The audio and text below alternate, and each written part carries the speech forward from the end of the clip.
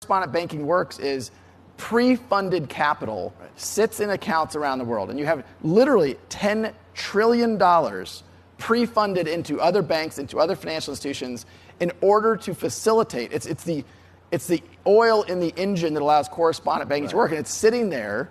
And if we can reduce the amount of oil necessary in the engine, that's incredible efficiency for the global economy. That's good for everybody. If we can remove 10 trillion to a lower number, that's stock buybacks, that's dividends, that's working capital for lots of other purposes. So this is key because, I mean, you really see the value in this or in many of the sort of digital assets that we talk about when we think about the sort of cryptocurrencies, but as the value is in transferring value rather than storing value, in facilitating transactions.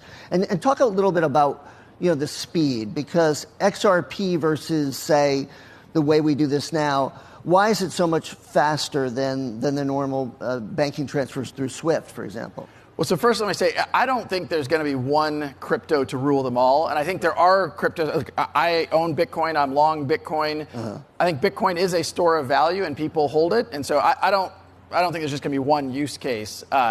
We think about XRP as an incredibly efficient shuttler, a bridge currency, if you will, and because it's extremely fast. Right. So in contrast to even Bitcoin, for example, we can do a transaction for about 6/10,000th of a cent. A Bitcoin transaction today costs about $2.30 per transaction.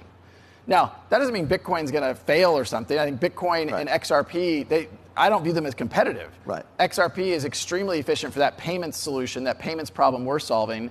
And Bitcoin's, I think, as a store of value, digital gold, as you heard from Barry Silbert up here yesterday. Today gold is worth many trillions of dollars, and Bitcoin's worth something around 200 billion. So